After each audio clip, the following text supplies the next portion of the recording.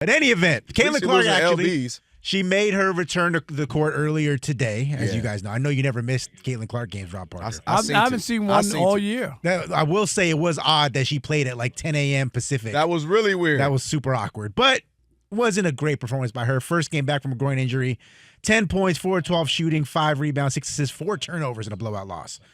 But to your point, the big story coming into today's game was that new book by Christine Brennan. She did a whole biography following Caitlin Clark, her rise and her influence on the sporting world, not just in basketball, but in sports, period.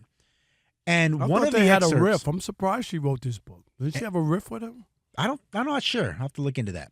But one of the excerpts that's getting a little run today involves Caitlin Clark being snubbed from the Olympic team last summer. You'll recall it was a big much ado about, hey, how are you going to leave out the most popular women's basketball player in America and leave her off Team USA? And according to Christine Brennan, well sourced in this book, the reasoning was twofold. Number one, of the 12 roster spots, one of them was already reserved for Diana Taurasi no matter what. That they wanted to give her a chance to get the record-breaking gold medal. So even though there was 12 spots technically available, there was really only 11. But number two, and most importantly, you guys alluded to it, the reason why, according to Christine Brennan, that Caitlin Clark did not make the Team USA Olympic team was nothing to do with her abilities. Had everything to do with what the Team USA decision makers deemed were an unruly fan base. Specifically, they believed if they put her on the roster and she did not play a lot of minutes, which is kind of what happens on these Olympic teams, you got so many good players, not a lot of minutes to go around, that there would have been backlash, there would have been negative feedback, negative comments, and they just said, hey, we'd rather leave her off altogether than deal with that. And you know what? What? I understand it. And we've seen this. This is not a Caitlin Clark thing. This happened to Tim Tebow.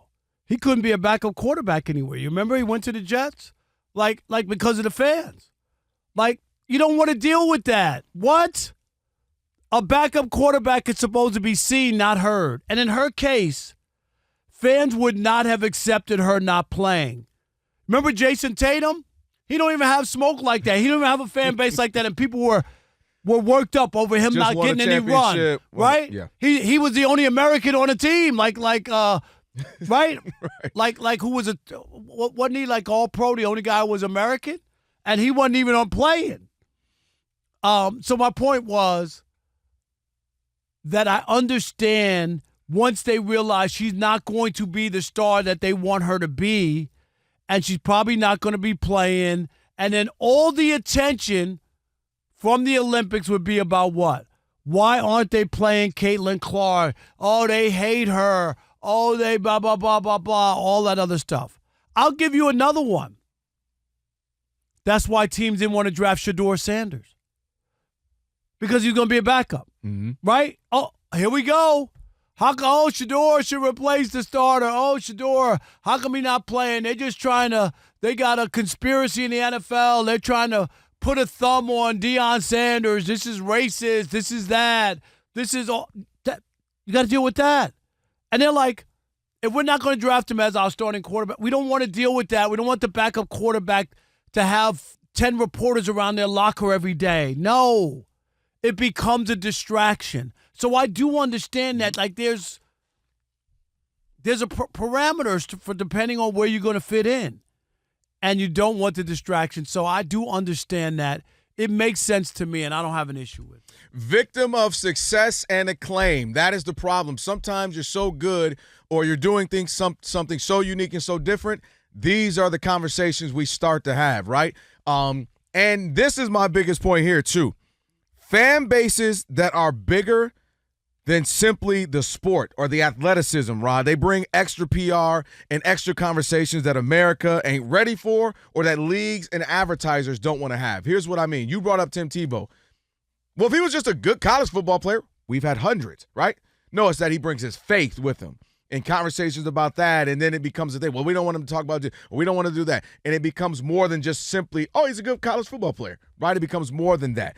Caitlin Clark. Right, because he was kneeling at football games. Right. And nobody seemed to have a problem with that. And it's right. I thought because then that crowd is like, I'm only here for football. I'm only here for football. But what's the Tim Tebow's not only there for football. Well, we cherry pick. And I used to tell fans all the time, breast cancer awareness. A great cause, but if you're saying you're only here for football, then what is that? Military right. days. They're rolling people out and all this. What? I thought I'm here for football. No. We cherry pick when we want to hear. It's called confirmation bias and echo chambers. I only want to hear what I want to hear. Right. So this is my thing this is what I'm saying now with like Caitlin Clark. Caitlin Clark, it ain't just about, man, she's pretty good. She's averaging like 20 and 10. No, with her, it comes all the extra things. It comes the racial things, her and Angel Reese going on. It comes, is the WNBA bullying her? It comes, should she be, it's middle America and versus, bigger cities. And right. She's from the Iowa and the Indiana. Right. Yeah. And so when you get these athletes that bring so many things more than just the athleticism or the game in which they play, the style in which they play, this is where it happens. If it's Muhammad Ali, it ain't just he's a great boxer, I like him or I don't like him. It's that he's speaking about his faith. It's speaking up for blacks in America, speaking about the rights of all people in America. And so people aren't ready for that. Him having criticisms of America. We ain't ready for that. So Caitlin Clark, because she's a good basketball player, and this is what teams aren't prepared for. Their PR, Rob, ain't ready for this. The league isn't ready for some of these conversations that you have to have with these types of athletes that bring other conversations. Advertisers. Hey, we don't want to be associated with that, or we don't always have to answer these questions, or we don't always want to have to put up with that. And this is what you get. And the Shador thing, you could agree with me on that. Well, the idea of that they don't want to deal with him being if he had Andrew Luck talent, they would have been like, all right, well, you know what? So we got to deal with it. Right. But when you're already, okay, you're good, and we know you're good, but it's not. Is the juice worth the squeeze? And I think sometimes, in his case, no, we don't want all that extra stuff. Give you a great example. Michael Vick, they're like, no, man, he's worth all that. Because they knew, they being the Eagles, we're going to get all, for a year and a half, 2 years, people, Peter there, making fun. But they're like, man, we know he can play. And he ended up being comeback player of the year. He put up crazy numbers. If he put up those numbers he put up for 7-8 years, he'd have been in the Hall of Fame. So they felt it was worth it when they had Michael Vick and all the criticism that would come with it. The only thing I also say with the Caitlin Clark in the Olympics is it goes to show that what we're talking about, the fan base is so crazy because Christian Laettner made the team when you go back to the 92 because they wanted to, and there's several people that were like, oh, that could have been Isaiah Thomas, could have been another NBA, could have been a pro, but because he didn't come with all of that other stuff on her level, we kind of just, that's kind of whack that I'd rather be somebody else, and he ain't even that good compared to the pros. And we moved on. But with her, it's a big conversation. I still think they had missed an opportunity to put her on. No, I get it. I really do. I understand it, though, because I understand they wouldn't have been happy, and then all of the attention on the Olympic team would be about her and how she's not playing. And not Diana Taurasi and other great players. And that's what they didn't want. And I'm not saying that it's – I understand the thinking. I do. I still think they missed an opportunity, though. With all that being said, because to me, it was a global stage to continue to grow women's game and have more people watching it. And I still think they missed that. And you just have to bear with what comes with it. But I do think they missed the boat not putting her on the team. All right, 877-99 on Fox. Do you blame Team USA for leaving Caitlin Clark off the Olympic team? Are her fans actually bad for business? We'll continue that conversation next with you. Again, 877-996-6369. It is the Odd Couple on a Worship Wednesday. Rob Parker, Kelvin Washington, right here on Fox Sports Radio. And you know what you need to do? Stick and stay. Because you possibly might need some hiring help in the US of A. That's right. And if you're looking for your next job, you know it can be a lonely process. Kind of like dating these days. You know what I'm saying? Did I say that? Let Express Employment Professionals.